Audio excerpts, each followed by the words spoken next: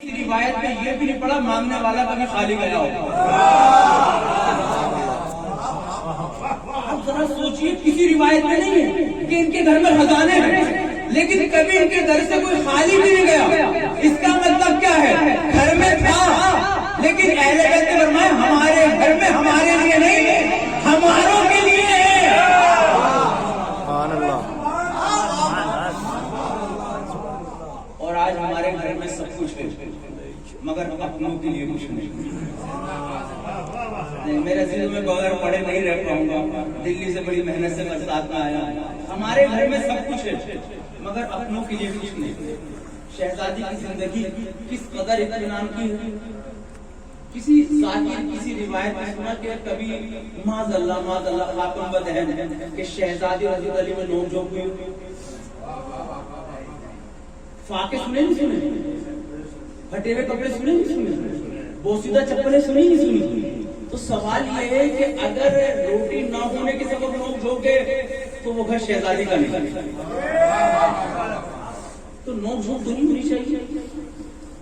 اچھا ان کی زندگی بھی مہدی صاحب بڑی عجیب ہے. اہل بیت کپڑے بوسیدہ، نالین بوسیدہ، روٹی سوکھی ہوئی، یعنی پوری غریبوں جیسی زندگی. مگر کسی دشمن نے غریب نہیں کہا.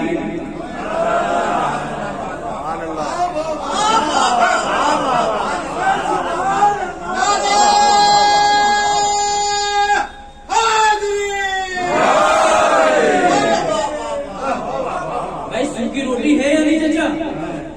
جوتی ایسی سے موچی نے سینے سے انکار کر دیا. کپڑے ایسے جو پیبند لگے ہوئے مگر کسی دشمن کے قلم میں طاقت جو غریب دکھے. تو اس کا مطلب یہ ہے کہ جو دوسروں کا حق مار کے لباس بنا رہے ہیں، جو یتیموں کا حق مان کے مکان بنا رہے ہیں، جو بہنوں کو میراث نہ دیتے ہوئے اپنے مکان سجا رہے ہیں. ایک لمحے کے لیے سوچیے میرے عزیز، ایک لمحے کے لیے سوچیے. اور ہمارے معاشرے میں کیا چیز عام ہو چکی ہے؟ مثلا شادی ہوتی ہے، مہر ہے شادی میں کوئی چیز ہے؟ مہر ہے یا نہیں؟ مہر ہے یا نہیں؟ ہے مہر؟ شریعت میں مہر ہے یا منہ دکھائی؟ مہر ہے یا منہ دکھائی؟ شریعت میں مہر ہے یا منہ دکھائی؟ ہم کیا ادا کرتے ہیں؟ صلاح پڑھیں گے کہ محمد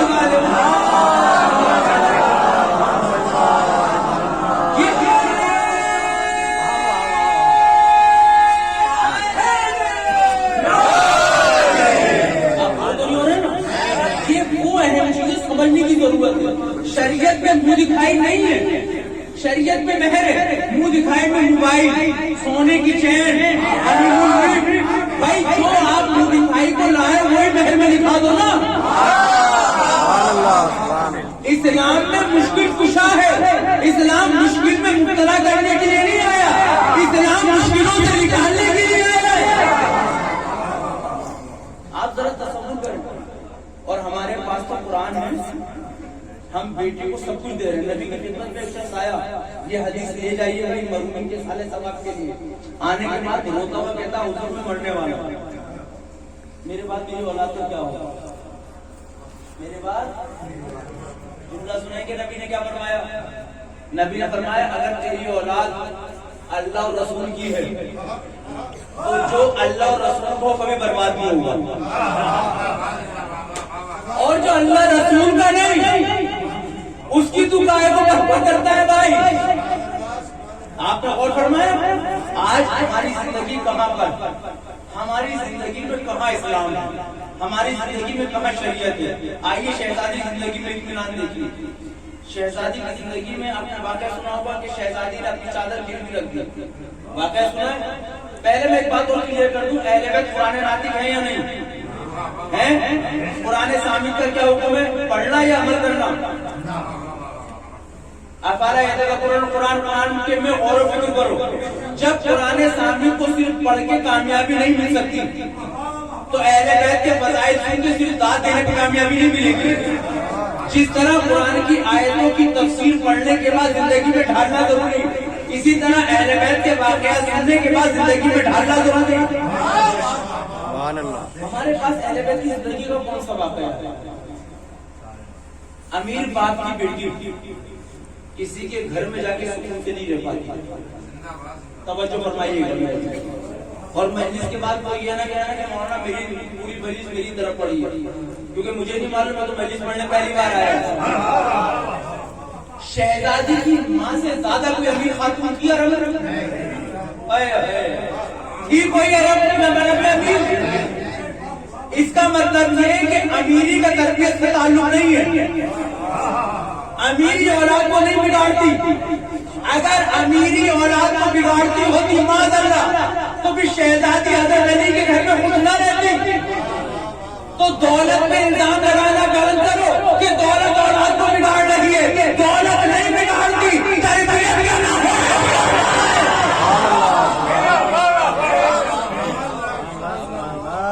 ہم نے تربیت کی کتنی ہے اولاد، کتنی تربیت کی اولاد. آئیے میں آپ کے سامنے عرض کروں. قرآن مجید کہتا ہے کہ مرد عورت کے لیے، عورت مرد کے لیے لباس ہے. سورہ بقرہ ہے یا نہیں لباس؟ میری تصدیق کریں گے لباس ہے یا نہیں؟ لباس جانتے ہیں آپ برسات میں آپ کیا بچاتے ہوئے آئے؟ لباس بچایا. پیر خراب ہوئے، سر خراب ہوا، ہاتھ خراب ہوئے، کپڑے بچایا. لیکن جس بیٹی کو بیاہ کے گھر لایا وہ تو لباس ہے نا آپ کے لیے. کیا اس کو بچا پاتے نہیں؟ اگر بات آپ تک نہ پہنچے تو میں مثال، میرے گھر میں میری بہن نہیں تھی، میرے گھر میں میری بیوی تھی، میرے گھر میں میری ماں بھی موجود ہے. بہن غلطی کرے تو ماں کا ریئیکشن کیا ہوگا؟ مہین دلہن غلطی کرے تو ماں کا ریئیکشن کیا ہوگا؟ ایک توجہ فرمائے میرے سے. مہین ماں بیٹی کو ڈانٹے تو محلے والوں کی باتیں کیا ہوگی؟ مہین ساس بہو کو ڈانٹے تو محلے والا کیا بولے گا؟ ہم کہاں ہیں، کہاں ہیں؟ جس بیٹی کو ہم بیاہ کے لائے ہیں کم سے کم علی کی طرح اطمینان سے تو رکھو.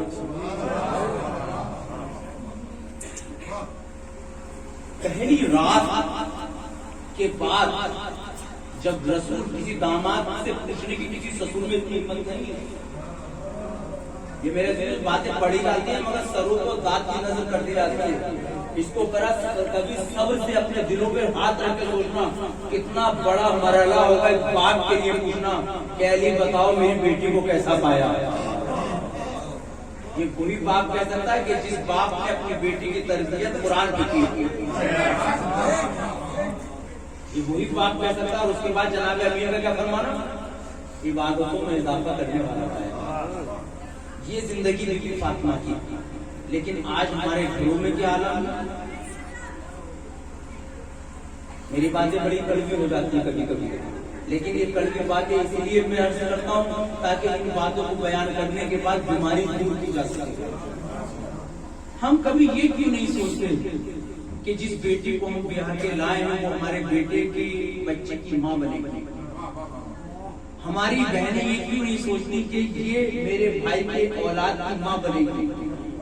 ہم کبھی یہ کیوں نہیں سوچتے کہ اس سے عزت ہمارے گھر کی ہے؟ کیونکہ ہر ایکشن کا ریئیکشن ہوتا ہے. آج اگر آپ نے گھر میں لائے ہوئے دلہن کو عزت نہیں دی تو اولاد باغی پیدا ہوگا. اور جب اولاد بغاوت پیدا کرے گی تو گھر میں خلفشاری پیدا ہوگی. گھر کا ماحول کیسا ہونا چاہیے؟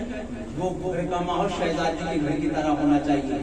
فقیر نے روٹی مانگی، شہزادی نے دی، حسن نے دی، حسین نے دی، مرزا نے دی، مولا نے دی. یتیم نے مانگی پھر سب نے دی، اسیر نے مانگی پھر سب نے دی. سوال یہ کہ شہزادی کا بیٹا تم بھی دو. ماحول ایسا بنا دیا گیا. اور ہم نے اپنے گھروں میں کیا ماحول بنایا؟ ہمیں سننے کا جذبہ ختم ہو گیا، برداشت کا مادہ ختم ہو گیا. یہ بڑی اہم بات کہہ رہا ہوں میرے دل کو بنائے گا. برداشت کا مادہ ہم کہتے ہیں مولانا برداشت نہیں ہوتی. آئیے میں اگر آپ کو مثال دے دوں کہ ہم برداشت کہاں کرتے ہیں تو دعاؤں سے نوازیے گا. بھائی کی بات برداشت نہیں ہوتی، ماں کی بات برداشت نہیں ہوتی، باپ کی بات برداشت نہیں ہوتی، چچا کی بات برداشت نہیں ہوتی، پھوپھی کی بات برداشت نہیں ہوتی، مگر جہاں نوکری کرتے ہو مالک کی بات برداشت ہوتی ہے۔ سبحان اللہ، سبحان اللہ۔ توجہ فرمائیں، وہاں مالک کی بات پر میں ایک سرکاری ملازم، میرا ادھیکاری مجھے کچھ کہے گا میں سر جھکا کے سن لیتا ہوں، پھر میرے نفس کہتا ہے میاں عمران اپنی ماں کے سامنے تو زبان چلا رہے تھے، باپ کے آگے بھی زبان چلا رہے تھے، اس کے آگے بھی چلا کے دکھاؤ نا، لیکن وہاں زبان نہیں چل رہی کیونکہ ہمیں ظاہری فائدہ نظر آ رہا ہے، مگر یہ بھول گئے آج ماں کے آگے زبان چلا کر ہم دنیا بھی خراب کر رہے ہیں۔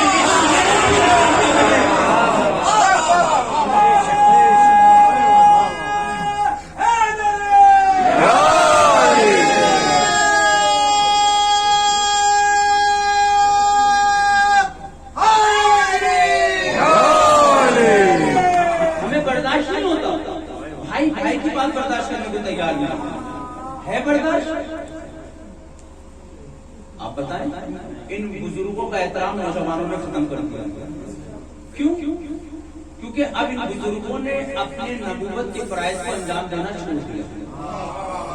یہ بڑی اہم بات کر رہا ہوں، نبی نے ان بزرگوں کو نبی کا درجہ دیا ہے۔ نبی جوانوں سے گھبراتا نہیں ہے، نبی ڈرتا نہیں ہے، لیکن ہمارے بزرگوں نے اب اصلاح کرنی چھوڑ دی، ہمارے بزرگوں نے اپنے آپ کو سمیٹ لیا، ڈر لگنے لگا کہیں یہ نوجوان زبان نہ چلائے۔ آج اس بچے میں اتنی ہمت کیسے آ گئی جو آپ کے آگے زبان کھول رہا ہے؟ ورنہ وہ زمانہ 20 سال پرانا یاد کریں کہ جب بچے کا ہاتھ دیکھ کے معلم کے ہاتھ میں کہا جاتا تھا ہڈی ہماری گوشت تمہارا۔ پہلے محلے کا کوئی بزرگ ڈانٹ دیا کرتا تھا تو کسی ماں یا کسی باپ میں اتنی ہمت نہ ہوتی تھی کہ اس بزرگ سے کہتے انہیں میرے بچے کو کیوں ڈانٹا۔ اور آپ کو اس چیز کی مثال اگر میں دینا چاہوں تو آپ کیا ٹرین کی پٹری، ٹرین کا سفر کیا ہوگا آپ نے؟ مثلا آپ سفر کر رہے ہیں ٹرین میں، آپ موبائل میں بزی ہو گئے، بچہ آپ کے ساتھ چھوٹا سا پیارا بچہ ہے اور یہ آپ سے نگاہ بچاتے ہوئے گیٹ تک چلا جائے، توجہ فرمائیے گا، مثلا گیٹ تک چلا جائے، ابھی یہ دروازے کے پاس کھڑا ہے، ٹرین رفتار سے چل رہی ہے، کسی بزرگ نے یہ دیکھا کہ بچہ دروازے پہ کھڑا ہے، بزرگی کے فرائض کو انجام دیتے ہوئے بچے کا ہاتھ پکڑا اور ٹرین کے اندر لا کے پوچھا کس کا بچہ ہے؟ اب ذرا میرا ساتھ دیجیے، کس کا بچہ ہے؟ اب پتہ چلا مثلا مولانا کا بیٹا ہے، اب جو مولانا کے پاس لا کے کہے گا کہ آپ کو اپنے بچے کا خیال نہیں ہے، گرا نہیں ہے بچہ، ہو سکتا تھا گر جائے، تو اب ذرا دلوں پہ ہاتھ رکھ کے بتائیں جس نے گرنے سے بچایا اس کے لیے آپ کے لفظ کیا ہوں گے؟ گالیاں ہوں گی، بددعا ہوں گی، کوسنے ہوں گے؟ نہیں، بلکہ آپ کے لفظ ہوں گے بزرگوار آپ کا شکریہ، بزرگوار آپ کا احسان، بزرگوار آپ نے ہم پہ احسان کر دیا، آپ نے میرے بچے کو گرنے سے بچا لیا، آپ نے میرے بچے کو گرنے سے بچا لیا، بس فکروں کو تھوڑا بلند کر لیجئے۔ یعنی زندگی میں اگر ٹرین سے گرنے سے بچا لے تو اس کا تو شکریہ ادا کیا جائے، اور یہ بزرگ اگر جہنم سے بچا لے، آخرت جہنم سے بچا لے۔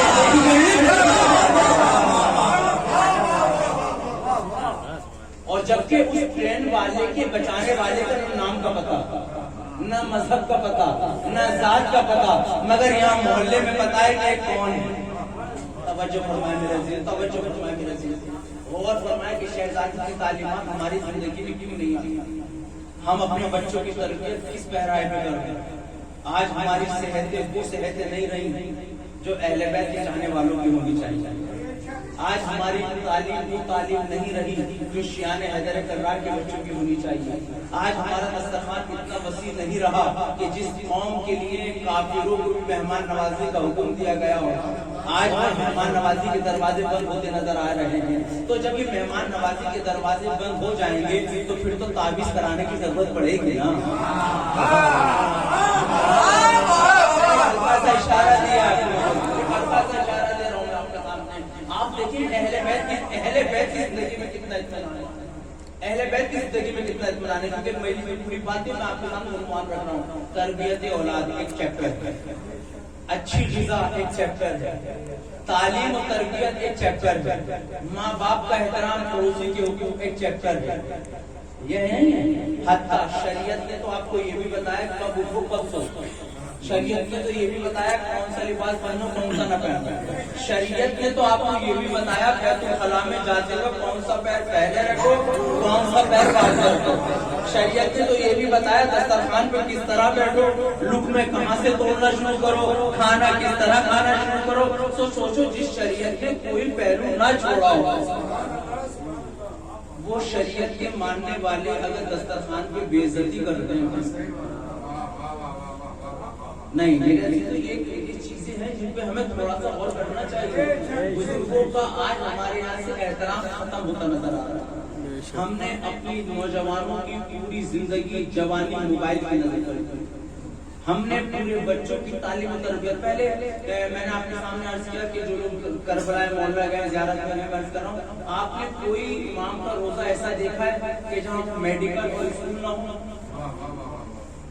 ایک اہم بات کر رہا ہوں, میرا جو یہ بھی اہم بات ہے, امام کا کوئی روزہ مجھے آپ دکھا دیں جہاں اسکول اور میڈیکل نہ ہو. تو سوال یہ کہ جب یہ اذا خانے کربلا کی شبیہ ہیں تو ہمارے یہاں مکتب کب چلیں گے, ہمارے یہاں میڈیکل فیسلٹیز کب ہوگی؟ اس پہ کون آگے بولے گا؟ یہاں کون بتائے گا کہ بچے کو کس فیلڈ میں جانا چاہیے؟ کیا کاؤنسلنگ کے پروگرام ہو رہے ہیں؟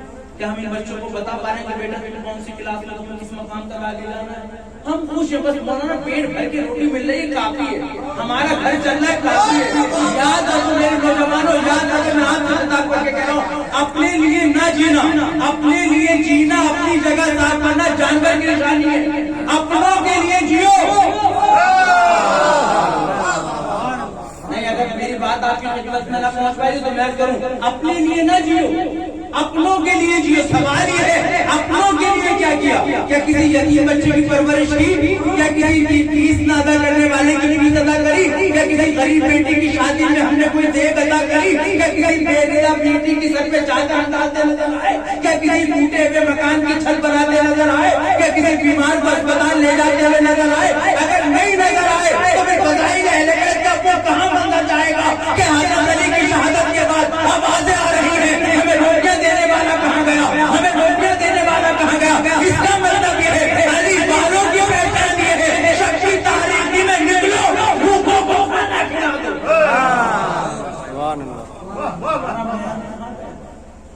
اور تنہائی اور تنہا آپ کی خدمت نہیں کر سکتے. آپ نے ایک بات سنی ہوگی تاریخ ذاکرین سے کہ جناب بی بی فاطمہ کے ہاتھوں میں چھالے پڑ گئے. کیا جناب مرزا کے ہاتھ میں بھی پڑے؟ میں ایک گوشہ رکھنا چاہتا ہوں, کیا جناب فضا کے ہاتھ میں بھی پڑے چھالے؟ یہ کیسے ممکن ہے جبکہ ایک دن فضا کام کرتی ایک دن شہزادی کام کرتی؟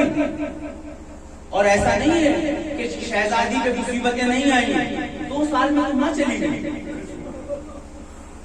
3 سال شعبہ ابو طالب میں کاٹ لیے, بھوکوں پیاس سے. کیا شہزادی محنت مشقت کی آتی نہ تھی؟ تو سوال یہ کہ شہزادی کے ہاتھ میں چھالے کیوں پڑے, جناب فضا کے ہاتھ میں کیوں نہ پڑے؟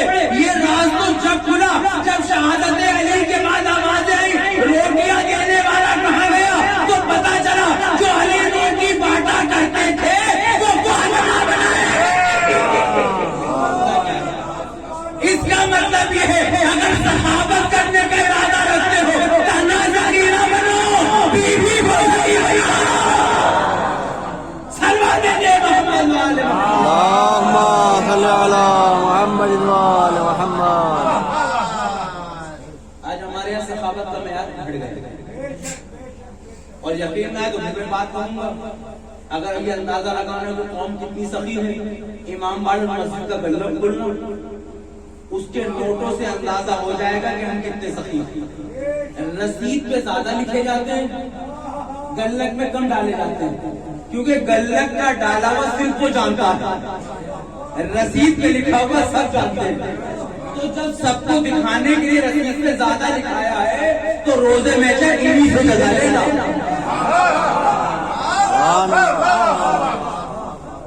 شادیاں کتنی ہوگی؟ شادی میں نوتا ہوتا ہے آپ کے یہاں؟ ہمارے دلی میں ہوتا ہے, کانکری میں ہوتا ہے ہمارے.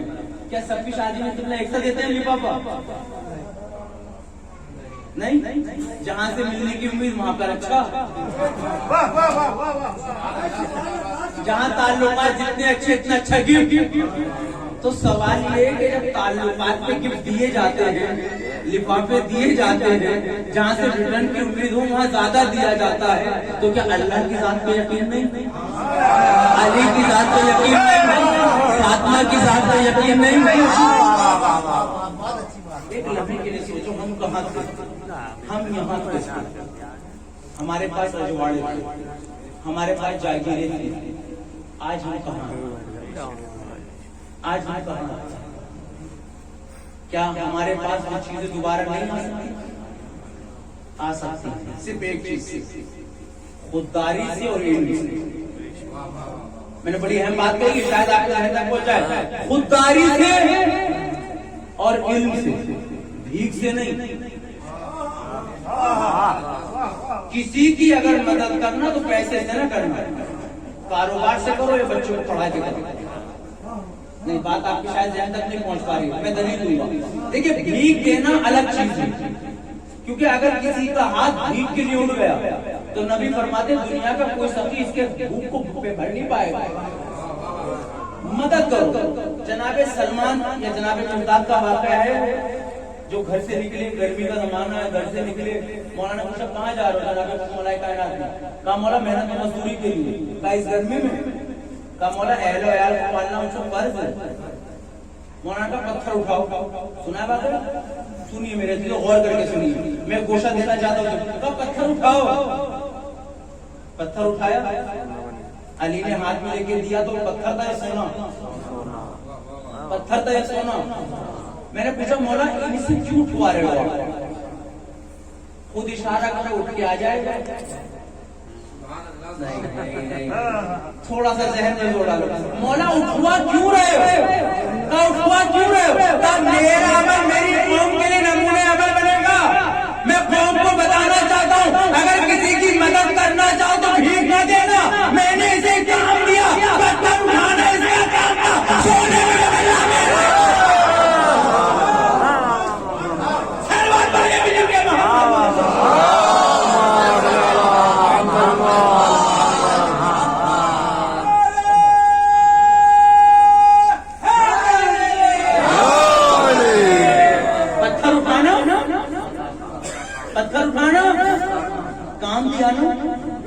بھیک تو نہیں دی۔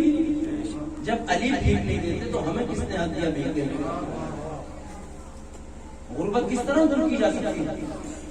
غربت کو دور کرنے کا آسان طریقہ ہے تعلیم یافتہ ہو جانا، لیکن یہ اپنے ذہن میں رکھنا کہ تعلیم کاروبار کے لیے، اگر تعلیم کاروبار کے لیے ہوتی تو راجا مہاراجا اپنی اولاد کو کبھی نہ پڑھاتے، راجا مہاراجا اپنی اولاد کو کبھی نہ پڑھاتے۔ تعلیم کا تعلق روزگار سے نہیں ہے، تعلیم کا تعلق آدمی کو سچائی سے کرتا ہے۔ تعلیم آدمی کو سچا بناتی ہے، اور جس دن آدمی سچا بن جائے گا خود مختار ہوگا، جس دن سچا بن جائے گا خود کفیر ہوگا، جس دن سچا بن جائے گا غیرتدار بنے گا، جس دن سچا بن جائے گا معرفت اہل بیت حاصل کر لے گا، اور جسے اہل بیت کی معرفت ہو وہ میسم عمار کی طرح کھجور بیچ کے بھی فخر محسوس کرے گا۔ اجازت ہوتا ہے کہ اہم مسئلہ بات یہاں تک آئے اور سر درجوں میسم عمار کون ہے؟ کھجور بیچنے والے۔ حضرت علی مزدوری کہاں کرتے تھے؟ آم کے باغ میں یا کھجور کے باغ میں؟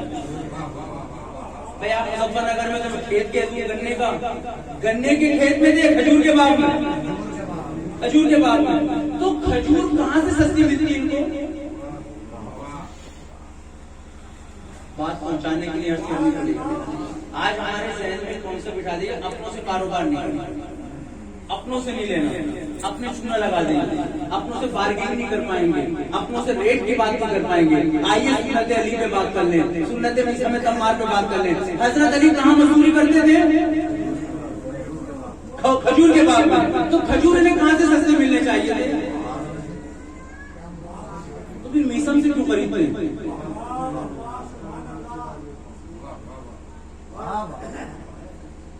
کھجور باغ سے کیوں نہیں خریدتے حضرت علی؟ حضرت علی نے باغ میں مزدوری کر کے پیغام دیا، باہر کماؤ اپنوں کو مزدور کرو۔ سبحان اللہ۔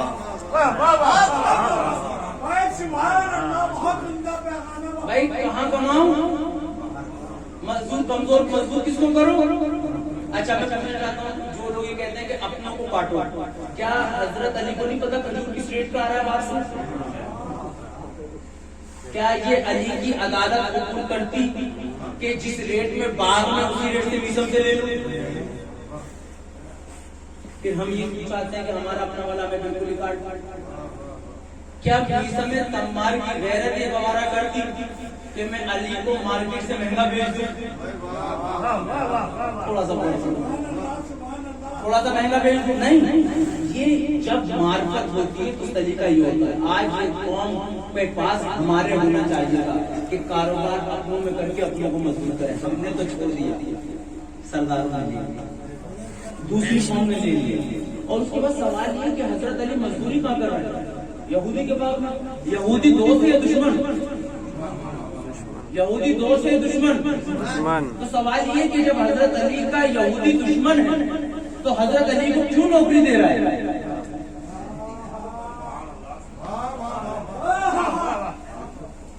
نہیں میرے نوجوانوں یہ بات آپ کے لیے ہے. سوال یہ کہ جب حضرت علی کا دشمن ہے یہودی تو حضرت علی کو نوکری کیوں دے رہا ہے؟ حضرت علی نے پھر ایک پیغام دیا, اپنے معیار کو, اپنے کردار کو, اپنے کام کو اتنا ہنر والا بنا دو کہ دشمن بھی تمہیں کام نہیں کرے.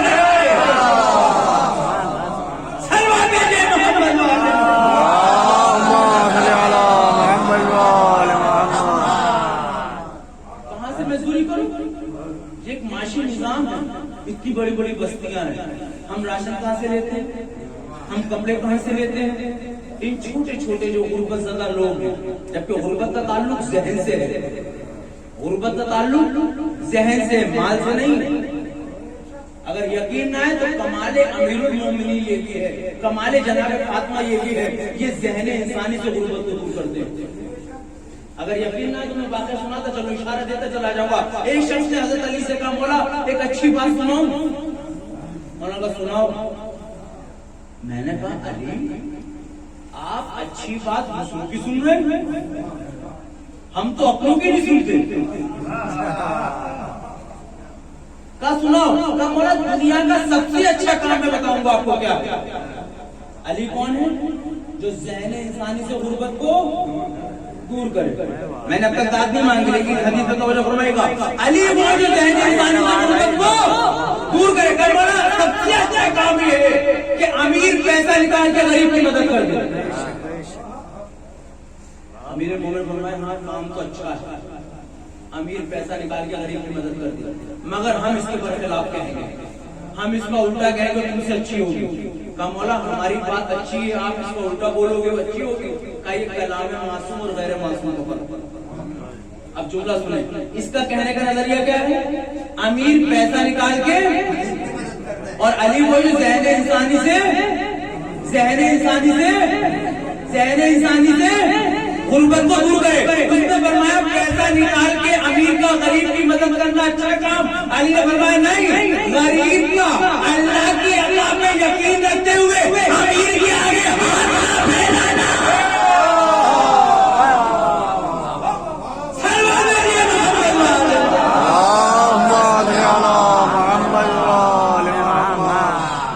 کسے بہتر نہیں سلوات پڑھتے محمد والے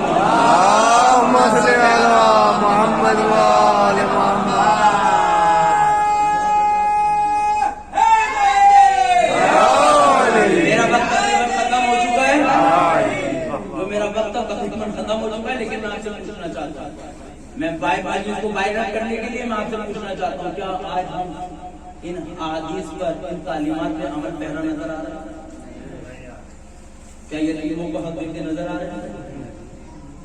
کیا بیواؤں کا سہارا بنتے نظر آ رہے ہیں؟ کیا ہم بیٹیوں کی تعلیم پہ دھیان دیتے نظر آ رہے ہیں؟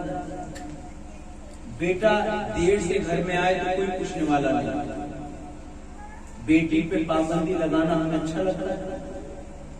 میرے عزیز کو یاد رکھنا, اپنی تعلیم کو فضائل اہل بیت کے سانچے میں ڈال کے اتنا سنا دو, اتنا ان تک پہنچا دو کہ بیٹیوں پہ تمہیں یقین ہو جائے. میں بہت اہم بات کہنے جا رہا ہوں, بہت اہم بات کہہ رہا ہوں, کیونکہ یہ بیٹی نہیں ہے خالی. ہم اپنے گھروں میں بہوؤں کو لا رہے ہیں, دلہنیں ڈھونڈ رہے ہیں, بچوں کی ماں نہیں. نہیں بات شاید پھر مجھے حدیث کا ساتھ میں کہتا ہوں نا، خطیب کی خطابت میں طاقت نہیں ہو سکتی، لیکن حدیث کے الفاظ مجھے دل پر اثر انداز ہو۔ مولانا نے کیا فرمایا؟ اپنے لیے بیویاں نہ ڈھونڈنا، بچوں کی ماں ڈھونڈو۔ آئیے ایک 30 سیکنڈ کے لیے پوچھنا چاہتا ہوں، جب آپ بیوی ڈھونڈتے ہو تو کیا ڈھونڈتے ہو؟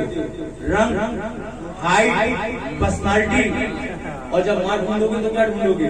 علم، ادب، تہذیب، مامتا، اخلاق، ہنر۔ جب مائیں ڈھونڈنے لگو گے تو پھر کس کی بیٹی گھر میں بیٹھے گی؟ کس کی بیٹی گھر میں بیٹھے گی؟ ہم ایک بیٹی کی جس کی ابھی شادی ہوئی، اس کے باپ کا اتنا بوجھ ڈال رہا ہے، اتنا بوجھ ڈال رہا ہے کہ وہ مجبور ہو چکا ہے مقروض ہو کے آپ کو کچھ کرے، کیونکہ مہر کا سسٹم تو ختم کر دیا، اور پھر بڑے پدر سے پتہ نہیں یہاں پہ ہے یا نہیں، لیکن بڑے پدر میں مہر فاطمی لکھ دو۔ کتنا ہے مہر فاطمی؟ جی 100۔ یہ تو آپ اور ہم جانتے ہیں نا، مہر فاطمی ہے علی کی زندگی بھر کی کمائی کا 1/3۔ کتنی چیزیں تھیں حضرت علی کے پاس؟ 3، زرہ، تلوار، گھوڑا، تو یہ 3 جگہ ہوئی۔ کیا بیچا؟ زرہ بیچ کے 2 حصے ہوئے، تو 1/3 کو 2 حصوں میں بانٹو۔ نہیں توجہ فرمائے نا، 1/3 کو 2 حصوں میں بانٹو، اس کا مطلب حضرت علی نے اپنی زندگی بھر کی کمائی کا 17% دیا۔ کیا ہم مہر میں 17% دے پا رہے ہیں؟ کہاں ہے میرے سے؟ کون آ کے بتائے گا یہ بات؟ کس کا اخلاقی فریضہ ہے؟ کون سنے گا یہ بات؟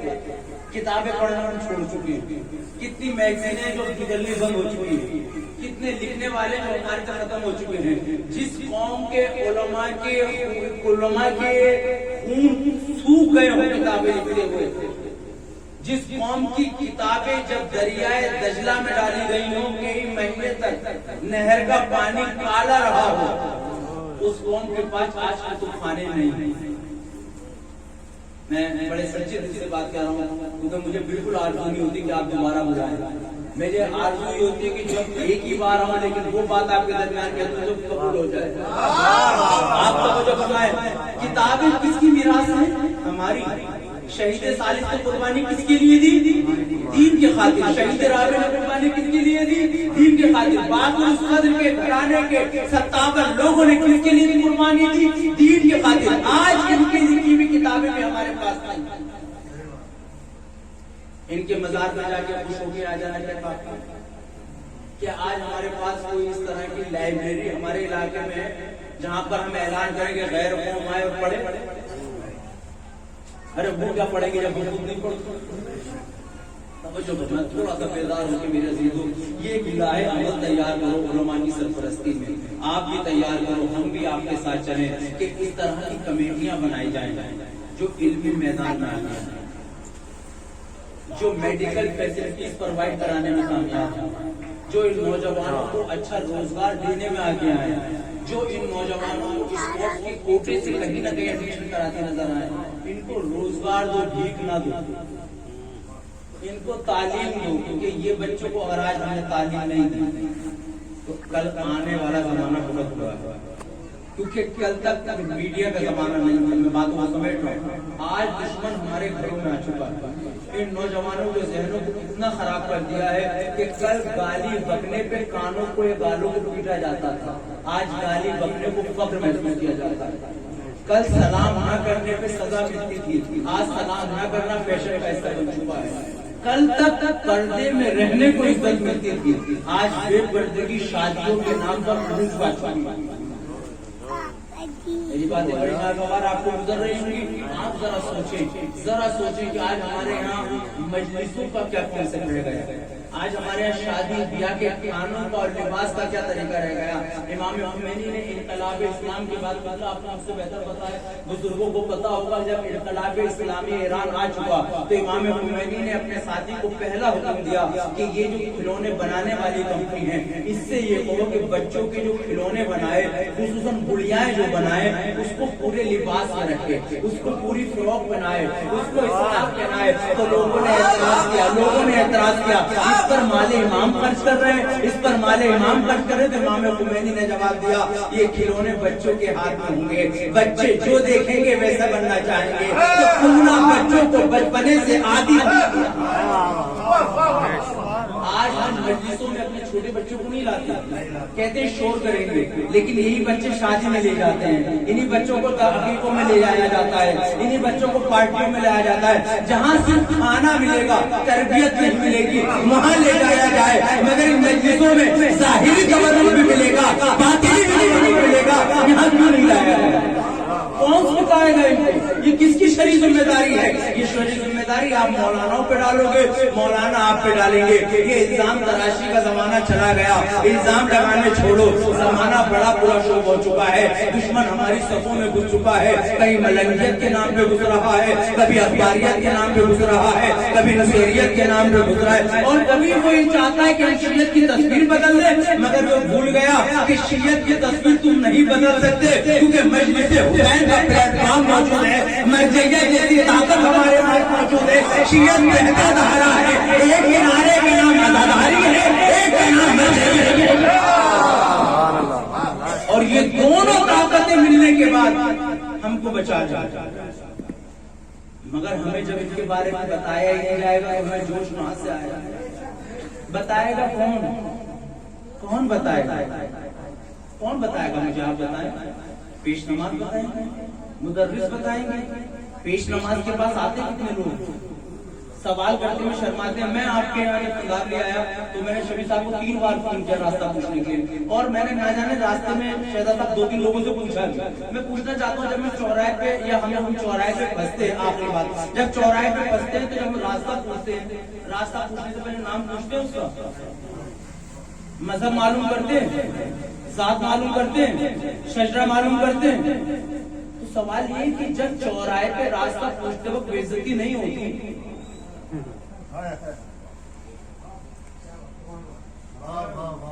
پھر عالم سے مسئلہ پوچھتے وقت بے عزتی کہیں. ایک معلم سے مسائل پوچھتے وقت بے عزتی کیسے؟ بیٹیوں کی شادی تو ہم کر رہے ہیں، بیٹوں کی شادی تو کر رہے ہیں، کیا ان کو شادی کے مسائل سے وابستہ کرا دیا ہے؟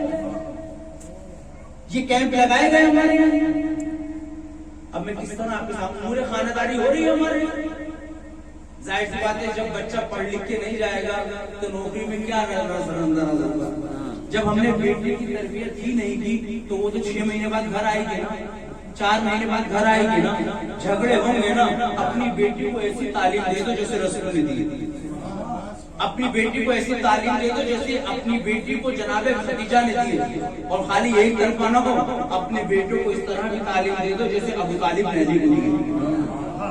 بس میں آپ کے سامنے اشارہ دوں اور چلا جاؤں گا. دونوں طرف کی تعلیم کی ضرورت ہے، بیٹیوں کو دینے کی بھی، بیٹوں کو دینے کی بھی. بیٹیوں کو اس طرح تعلیم دو جیسے فاطمہ اور خدیجہ نے دی کہ کبھی شوہر سے تمنا نہ کرنا، اور بیٹوں کو اس طرح تعلیم دے دو جیسے حضرت ابو طالب نے دی کہ کبھی موقع نہ آنے دینا، بیوی بھی مانگے نہیں. بات کرنے پہنچی یہ جو سب ذاکر پڑھتے شہزادی نے کبھی کچھ مانگا نہیں. ارے یہ کیسے ممکن ہے؟ علی جیسا عادل جو بغیر رونے دیتا ہو اپنے گھر میں رہی کی ہو، کیا علی سلوان میں دیکھو.